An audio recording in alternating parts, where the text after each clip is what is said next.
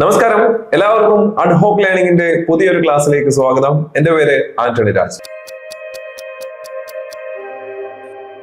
അപ്പോൾ നമ്മൾ കറണ്ട് അഫയേഴ്സിന്റെ ഭാഗത്ത് ചന്ദ്രയാൻ 3 എന്ന് പറയുന്ന ഭാഗത്തെ കുറിച്ചായിരുന്നു പഠിച്ചുകൊണ്ടിരുന്നത്. ചന്ദ്രയാൻ 3 ലാൻഡറിന്റെ പേര് വിക്രം, റോവറിന്റെ പേര് പ്രഗ്യാൻ. ഇവിടെ വരെ നമ്മൾ പഠിച്ചിരുന്നു. ഇനി ശ്രദ്ധിക്കൂ, ഈ ലാൻഡർ വിക്രമാണ് എന്ന് പറഞ്ഞു. ഈ വിക്രമിൽ പ്രധാനമായിട്ടും ഉണ്ടായിരുന്ന പേലോഡുകളുടെ പേരുകളാണ് പരിചയപ്പെടുത്താനായി പോകുന്നത്. അതായത് ചന്ദ്രയാൻ 3 ഉണ്ടായിരുന്ന ലാൻഡറിന്റെ പേര് വിക്രം. ആ വിക്രം എന്ന് പറയുന്ന ലാൻഡറിൽ ഉണ്ടായിരുന്ന പേലോഡുകളുടെ പേരാണ് പരിചയപ്പെടുത്താനായി പോകുന്നത്. അപ്പൊ വിക്രം എന്ന ലാൻഡർ ശ്രദ്ധിക്കൂ. വിക്രം എന്ന ലാൻഡറിൽ ഉണ്ടായിരുന്ന പേലോഡുകൾ പ്രധാനമായും 3 പേലോഡുകളാണ് പരിചയപ്പെടുത്തുന്നത്. ഒന്നാണ് റംബ,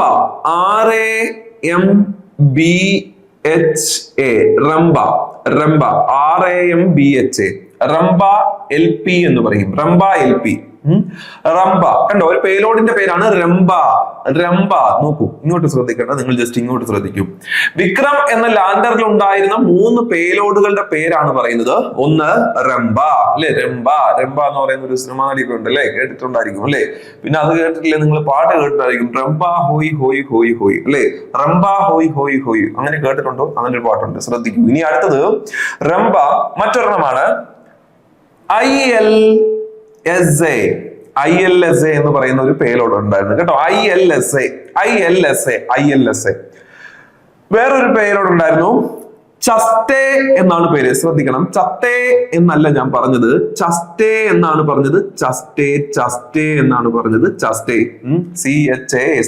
ചസ്റ്റേ.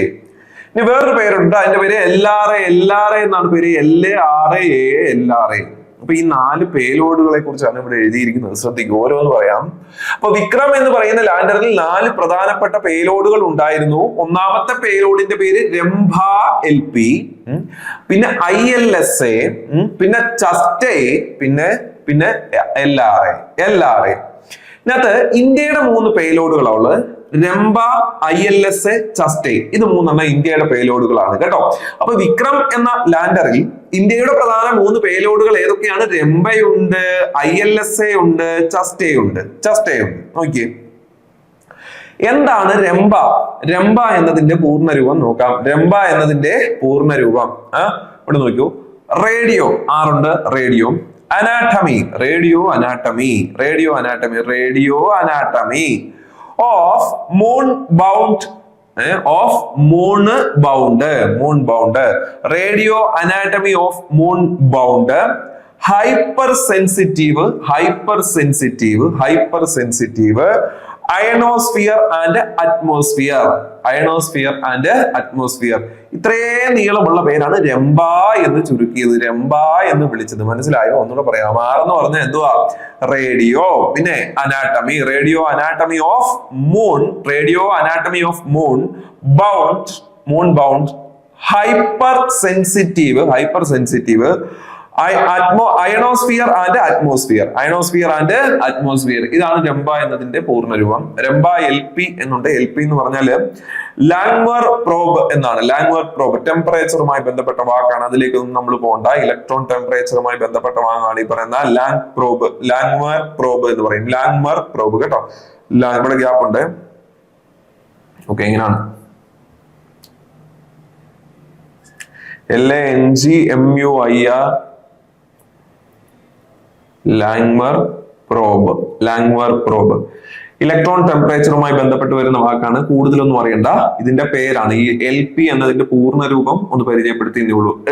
രംഭ LP. ഇപ്പൊ ഈ രംഭ LP എന്ന് പറയുന്നത് എന്തിനാണെന്ന് ചോദിച്ചാൽ, ഇത് എന്തിനുള്ള പേലോഡാണെന്ന് ചോദിച്ചാല്, ചന്ദ്രനിലെ പ്ലാസ്മ സാന്ദ്രതയിൽ ഉണ്ടാവുന്ന വ്യത്യാസത്തെ കുറിച്ച്, ചന്ദ്ര ഉപരിതലത്തിലെ പ്ലാസ്മ സാന്ദ്രതയിൽ ഉണ്ടാകുന്ന വ്യത്യാസത്തെ കുറിച്ച് വിവരങ്ങൾ നൽകുന്ന പേലോഡിന്റെ പേരാണ് രംഭ LP. എന്താണ് ഞാൻ പറഞ്ഞത്? ചന്ദ്ര ഉപരിതലത്തിലെ പ്ലാസ്മ സാന്ദ്രതയിൽ ഉണ്ടാവുന്ന വ്യത്യാസത്തെ കുറിച്ച് വിവരങ്ങൾ നൽകുന്ന പേലോഡ് ഏത്? ഇത് 4 ഓപ്ഷനിൽ തന്ന ഏത് എഴുതണം? രംഭ എന്ന് എഴുതണം. ഇനി അടുത്തത് ILSA. ILSA എന്ന് പറഞ്ഞാല് ഇൻസ്ട്രുമെന്റ് ഫോർ ലൂണാർ സെയ്സ്മിക് ആക്ടിവിറ്റി എന്നാണ് കേട്ടോ. Instrument for lunar seismic activity എന്നുള്ളതാണ് ILSA എന്നതിന്റെ പൂർണ്ണരൂപം. ILSA instrument for lunar seismic activity എന്നുള്ളതാണ് ILSA. ILSA രണ്ടാമത്തത് instrument for lunar seismic activity.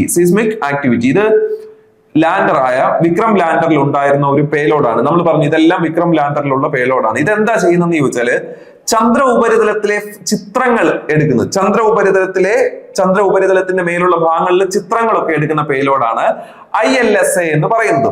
ILSA ചിത്രങ്ങൾ എടുക്കുക. ILSA രണ്ടെണ്ണമായി. ഇനി അടുത്തത് I for instrument for lunar seismic activity. Instrument lunar seismic activity അതാണ് ILSA എന്ന് പറയുന്നത്. ഇനി അടുത്തത് ചസ്റ്റേ. ചസ്റ്റേ എന്ന് പറഞ്ഞാൽ അതിന്റെ പൂർണ്ണരൂപം ചന്ദ്രാസ് ഇവിടെ എഴുതല്ലേ. ചന്ദ്രാസ്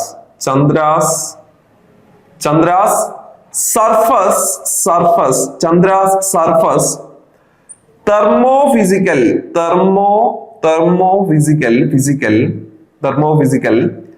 എക്സ്പെരിമെന്റ് എന്നാണ് ഇതിന്റെ പൂർണ്ണരൂപം. എക്സ്പെരിമെന്റ് എന്താണ് ഒന്നുകൂടെ പറഞ്ഞുതരാം. Chandra's surface thermophysical experiment.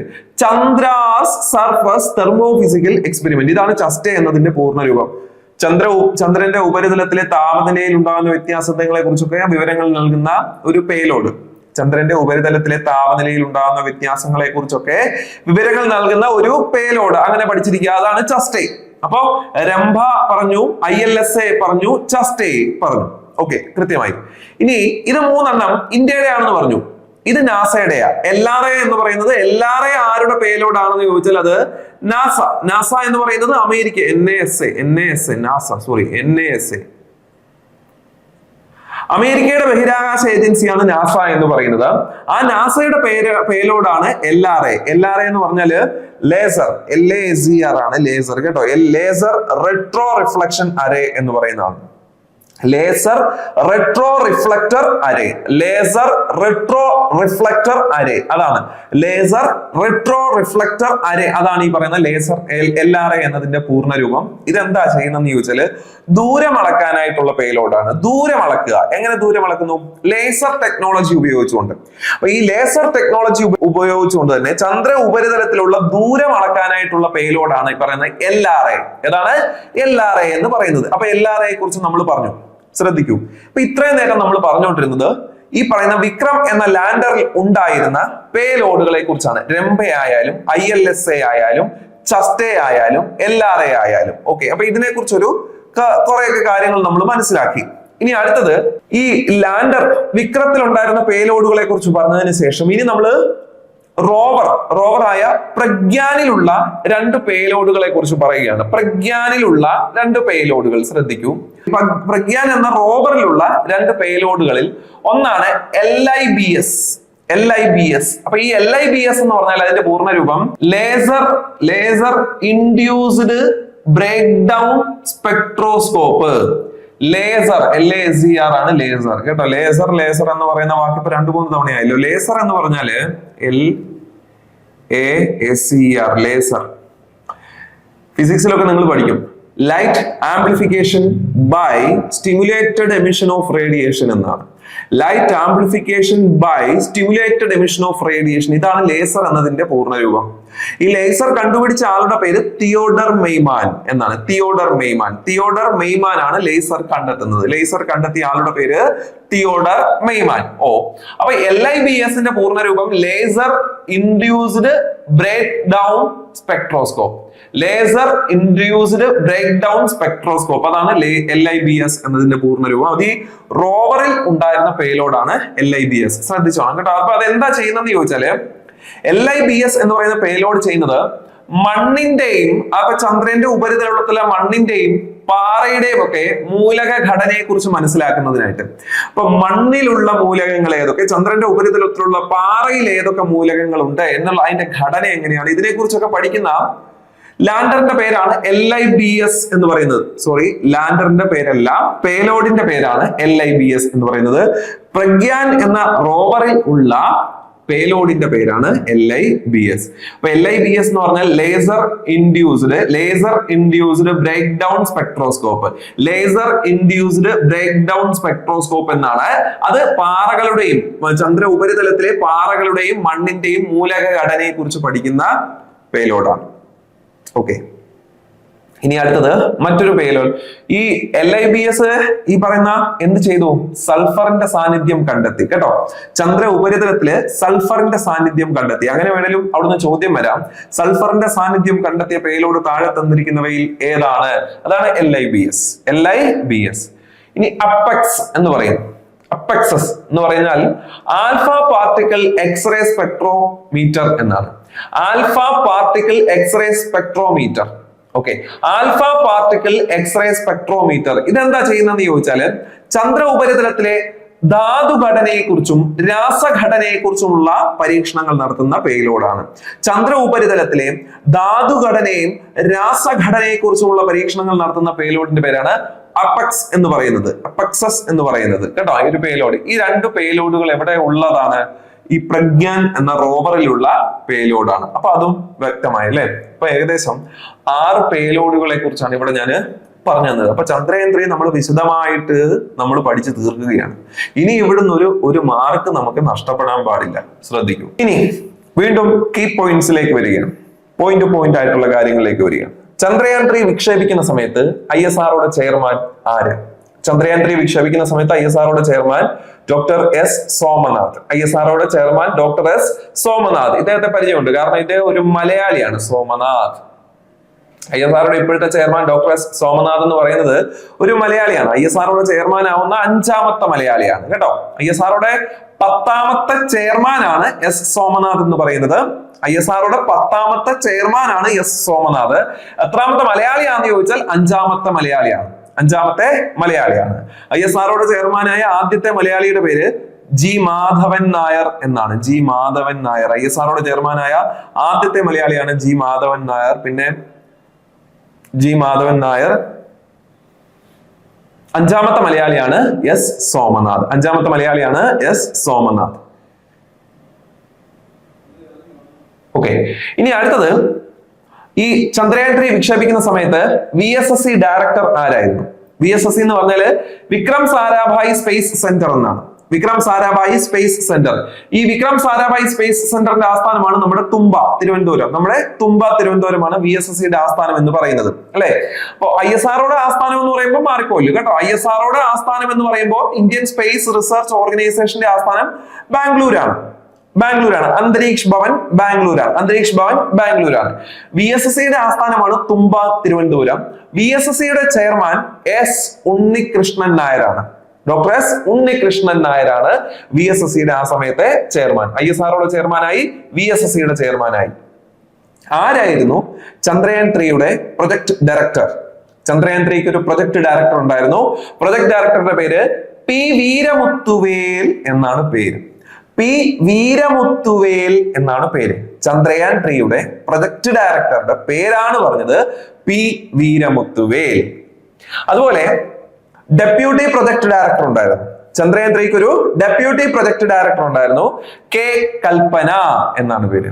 Chandrayaan 3യുടെ deputy project ഡയറക്ടറുടെ പേര് കെ കൽപ്പന. ഈ കൽപ്പന എന്ന് പറയുമ്പോൾ നമുക്കൊരാളെ ഓർമ്മ ഉണ്ട് അല്ലെ, കൽപ്പന ചൗള അല്ലെ. ബഹിരാകാശവുമായി ബന്ധപ്പെട്ട് നമ്മൾ പഠിക്കുന്ന പേരാണ് കൽപ്പന ചൗള. ബഹിരാകാശ സഞ്ചാരം നടത്തിയ ആദ്യത്തെ ഇന്ത്യൻ വംശജയാണ് കൽപ്പന ചൗള. ജനിച്ചത് കർണാൽ, ഹരിയാനയിലാണ് അല്ലെ. കൊളംബിയ ദുരന്തത്തിലാണ് ജീവൻ നഷ്ടമാവുന്നത്. ഇങ്ങനെയുള്ള കാര്യങ്ങളൊക്കെ നമ്മൾ പഠിച്ചിട്ടുണ്ട്. അപ്പൊ ആ പേര് ഇവിടെ ഒന്ന് ഓർക്കുക, കെ കൽപ്പന. ഇവിടുത്തെ ഡെപ്യൂട്ടി പ്രൊജക്ട് ഡയറക്ടറാണ് കെ കൽപ്പന എന്ന് പറയുന്നത്. ഇനി ആരായിരുന്നു ഇതിന്റെ മിഷൻ ഡയറക്ടറുടെ പേര് മോഹനകുമാർ എന്നാണ്. ചന്ദ്രയാൻ 3യുടെ മിഷൻ ഡയറക്ടറുടെ പേരാണ് മോഹനകുമാർ എന്ന് പറയുന്നത്. ഓക്കെ, അപ്പൊ അത്രയും കാര്യങ്ങൾ അവിടെ വ്യക്തമായി. അവരെയും കൂടെ നിങ്ങൾ ഇവിടെ ഓർത്തു വെച്ചോണം, പരീക്ഷയ്ക്ക് ചോദ്യങ്ങൾ വരാം. ISROയുടെ ചെയർമാൻ S സോമനാഥ്, VSSCയുടെ ഡയറക്ടർ ചന്ദ്രയാൻ 3 വിക്ഷേപിക്കുന്ന സമയത്ത് VSSCയുടെ ഡയറക്ടർ S ഉണ്ണികൃഷ്ണൻ നായർ, ചന്ദ്രയാൻ 3യുടെ project director P Veeramuthuvel, deputy project director K Kalpana, mission director Mohanakumar. ഇനി ഇവിടെ ശ്രദ്ധിച്ചേ, ഹോപ്പ്. എന്താണ് ഹോപ്പ്? ഹോപ്പ് എന്ന് പറഞ്ഞാൽ എന്താണെന്ന് ചോദിച്ചാൽ, നമ്മൾ പറഞ്ഞു വിക്രം എന്ന് പറയുന്ന ലാൻഡർ ചന്ദ്ര ഉപരിതലത്തിൽ സോഫ്റ്റ് ലാൻഡിങ് ചെയ്യിച്ചു. അവിടെ ഇരിക്കുകയാണ്. വിശദമായിട്ട് നമ്മൾ പറയാണ്, ശ്രദ്ധിച്ചു കേട്ടു. സോഫ്റ്റ് ലാൻഡിങ് ചെയ്യിച്ച് അവിടെ വെച്ചു.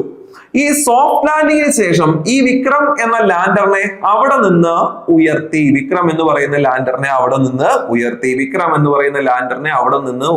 പെതിയൊന്ന് ഉയർത്തി. എന്നിട്ട് ഇവിടെ നിന്ന് കുറച്ചപ്പുറത്തേക്ക് കൊണ്ടുപോയി എന്ത് ചെയ്തു? വീണ്ടും സോഫ്റ്റ് ലാൻഡിങ് ചെയ്യിച്ചു. ഓക്കെ, വിക്രം എന്ന ലാൻഡറിനെ സോഫ്റ്റ് ലാൻഡ് ചെയ്യിച്ചതിന് ശേഷം അവിടെ നിന്ന് ഉയർത്തി കുറച്ചപ്പുറത്തേക്ക് സോഫ്റ്റ് ലാൻഡ് ചെയ്യിച്ചു. ഈ ഒരു മിഷൻ അറിയപ്പെടുന്നത്, ആ ഒരു മിഷന് ISRO കൊടുത്ത പേരാണ് ഹോപ്പ് എന്നാണ് പേര് നൽകിയത്. കേട്ടോ. ഈ ഒരു മിഷൻ ISRO നൽകിയ പേരാണ് ഹോപ്പ് എന്നാണ് പേര് നൽകിയിരിക്കുന്നത്. അവിടെ നിന്ന് ഉയർത്തി വീണ്ടും പരീക്ഷണങ്ങളൊക്കെ നടത്താൻ കഴിയും എന്ന് തെളിയിക്കുന്നതിന് വേണ്ടിയിട്ടാണ് അങ്ങനെ ചെയ്തത്. അതിന് നൽകിയ പേരാണ് ഹോപ്പ് എന്ന് പറയുന്നത്. അപ്പൊ ഇത്രയും കാര്യങ്ങൾ നിങ്ങൾ എന്തുമായി ബന്ധപ്പെട്ട് പഠിച്ചിരിക്കണം? ചന്ദ്രയാൻ 3 ദൗത്യവുമായി ബന്ധപ്പെട്ട് നമ്മൾ പഠിച്ചിരിക്കണം. ചന്ദ്രയാൻ 3നെ കുറിച്ചാണ് നമ്മൾ ഇത്രയും നേരം പറഞ്ഞുകൊണ്ടിരുന്നത്. ഈ ചന്ദ്രയാൻ 3 പറഞ്ഞപ്പോൾ നമ്മൾ ചന്ദ്രയാൻ 1ഉം 2ഉം ജസ്റ്റ് ഒന്ന് ഓർമ്മപ്പെടുത്തി പോവുകയാണ്. ചന്ദ്രയാൻ 1 ഇന്ത്യ പരീക്ഷിക്കുന്നത് ചന്ദ്രയാൻ 1 ആണ് കേട്ടോ. 2008 ഒക്ടോബർ മാസം 22-ാം തീയതി ചന്ദ്രയാൻ 1 ഇന്ത്യ വിക്ഷേപിച്ചു. ശ്രീഹരിക്കോട്ടയിൽ നിന്ന് തന്നെയാണ് വിക്ഷേപിച്ചത്. 2008 ഒക്ടോബർ 22-ന്. അതിനുപയോഗിച്ച വാഹനമായിരുന്നു PSLV-C-11 എന്ന് പറയുന്ന വാഹനം. നമ്മൾ പറഞ്ഞിരുന്നു, ഞാൻ ഇനി വരുമ്പോൾ പറഞ്ഞിരുന്നു, PSLV എന്ന് പറയുന്ന വാഹനം എന്ന് പറയുന്നത് PSLV-C-11 എന്ന് പറയുന്ന വാഹനത്തിലാണ് ചന്ദ്രയാൻ 1 ഇന്ത്യ പരീക്ഷിച്ചത്. പിന്നീട് ചന്ദ്രന്റെ ഭ്രമണപഥത്തിലേക്ക് അതെത്തുന്നത് 2008 നവംബർ 8, ഒക്ടോബറിന് ശേഷം നവംബർ 8-ന് ഭ്രമണപഥത്തിലെത്തി. ചന്ദ്രന്റെ ഭ്രമണപഥത്തിലെത്തി. ചന്ദ്രനിൽ ഇടിച്ചിറങ്ങുന്നത് ചന്ദ്രയാൻ 1 ചന്ദ്രനിൽ ഇടിച്ചിറങ്ങുന്നത് 2008 നവംബർ 14-നാണ്. നവംബർ 14-ന് ചന്ദ്രനിൽ ഇടിച്ചിറങ്ങി. നവംബർ 14 എന്ന് പറയുമ്പോൾ നമുക്ക് ഓർത്തിരിക്കാൻ എളുപ്പമായി, ശിശുദിനമാണ് അല്ലെ? ശിശുദിനം ജവഹർലാൽ നെഹ്റുവിന്റെ ജന്മദിനമാണ്. ഇന്ന് തന്നെയാണ് പ്രമേഹ ദിനം അല്ലെ? പോട്ടെ. അപ്പോ ഒക്ടോബർ 22-ന് വിക്ഷേപിച്ചു. നവംബർ 8-ന് ഭ്രമണപഥത്തിലെത്തി. നവംബർ 14-ന് ചന്ദ്രനിൽ ഇടിച്ചിറങ്ങി. ആ ഇടിച്ചിറങ്ങിയ സ്ഥലം ക്രാഷ് ലാൻഡ് ചെയ്തു. ഇടിച്ചിറങ്ങിയ സ്ഥലം അറിയപ്പെടുന്ന പേരാണ് എന്ത്? ഇടിച്ചിറങ്ങിയ സ്ഥലം അറിയപ്പെടുന്ന പേരാണ് ജവഹർ പോയിന്റ് കേട്ടോ. ജവഹർ പോയിന്റ് എന്നറിയപ്പെടും. ജവഹർ പോയിന്റ്. അപ്പോ ചന്ദ്രയാൻ 1-ൽ ഈ മൂൺ ഇമ്പാക്ട് പ്രോബ് എന്നാ പറയുന്നത്. മൂൺ ഇമ്പാക്ട് പ്രോബ് ഇടിച്ചിറങ്ങിയ സ്ഥലം അറിയപ്പെടുന്ന പേരാണ് ജവഹർ പോയിന്റ് കേട്ടോ. ജവഹർ പോയിന്റ് എന്നാണ് അറിയപ്പെടുന്നത്. ചന്ദ്രയാൻ 1-ഉമായിട്ടുള്ള കമ്മ്യൂണിക്കേഷൻ ഇന്ത്യക്ക് നഷ്ടമായി, ബന്ധം നഷ്ടമായി. 2009 ഓഗസ്റ്റ് മാസം 28-ാം തീയതി 2009 ഓഗസ്റ്റ് മാസം, തൊട്ടടുത്ത വർഷം 2009 ഓഗസ്റ്റ് മാസം 28-ാം തീയതി ചന്ദ്രയാൻ 1-ഉമായിട്ടുള്ള ബന്ധം നിലച്ചു. അപ്പൊ ജവഹർ പോയിന്റ് ഓർത്തു വെച്ചോണം കേട്ടോ.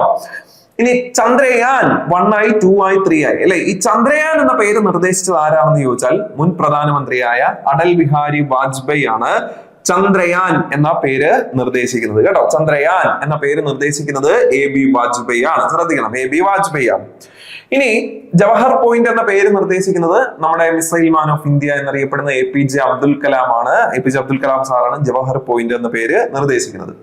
ചന്ദ്രയാൻ 3യുടെ പ്രൊജക്ട് ഡയറക്ടറുടെ പേര് മൈൽസ്വാമി അണ്ണാദുരൈ എന്നാണ്. MS അണ്ണാദുരൈ എന്ന് പറയും. മൈൽസ്വാമി അണ്ണാദുരൈ എന്നാണ് പേര്. അപ്പൊ ഇത് ചന്ദ്രയാൻ 1-ഉമായി ബന്ധപ്പെട്ട അത്യാവശ്യം അറിഞ്ഞിരിക്കേണ്ട പോയിന്റ്. ഒന്നുകൂടെ പറയാം. 2008 ഒക്ടോബർ 22-ന് വിക്ഷേപിച്ചു. 2008 നവംബർ 8-ന് ഭ്രമണപഥത്തിലെത്തി. 2008 നവംബർ 14-ന് മൂൺ ഇമ്പാക്ട് പ്രോബ് ചന്ദ്രനിൽ ഇടിച്ചിറങ്ങി. ആ ഇടിച്ചിറങ്ങിയ സ്ഥലമാണ് ജവഹർ പോയിന്റ് എന്നറിയപ്പെടുന്നത്.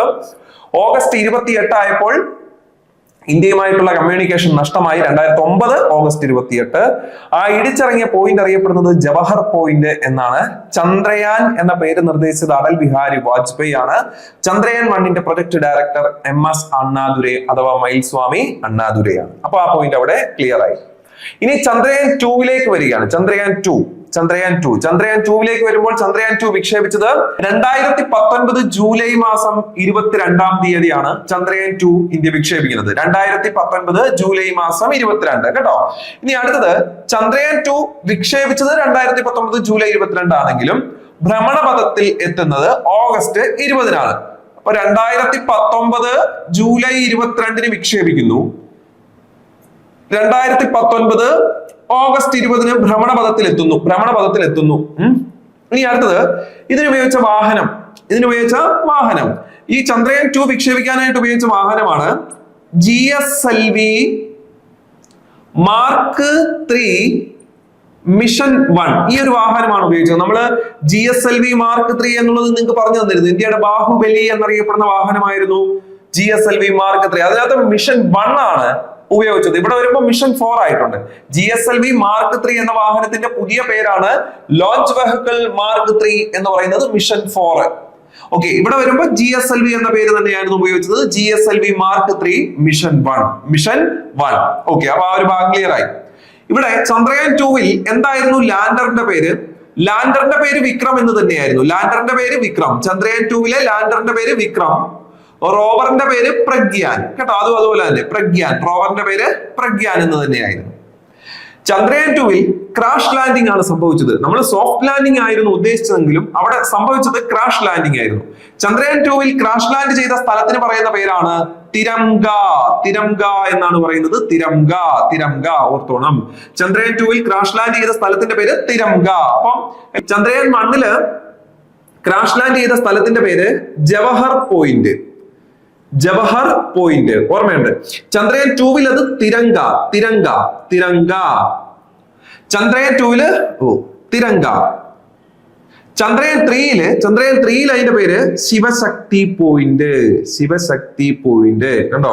അപ്പൊ ആ ചന്ദ്രന്റെ ഉപരിതലത്തിലെ ആ സ്ഥലത്തിന് നൽകിയ പേര്, ചന്ദ്രയാൻ 1 ക്രാഷ് ലാൻഡ് ചെയ്ത സ്ഥലം ജവഹർ പോയിന്റ്, ജവഹർലാൽ നെഹ്റുവിനോടുള്ള ആദര സൂചകമായി. ഇന്ത്യയുടെ ആദ്യത്തെ പ്രധാനമന്ത്രിയായ ജവഹർലാൽ നെഹ്റുവിനോടുള്ള ആദര സൂചകമായി. ചന്ദ്രയാൻ 2-ൽ ക്രാഷ് ലാൻഡ് ചെയ്ത സ്ഥലത്തിന്റെ പേര് തിരംഗ.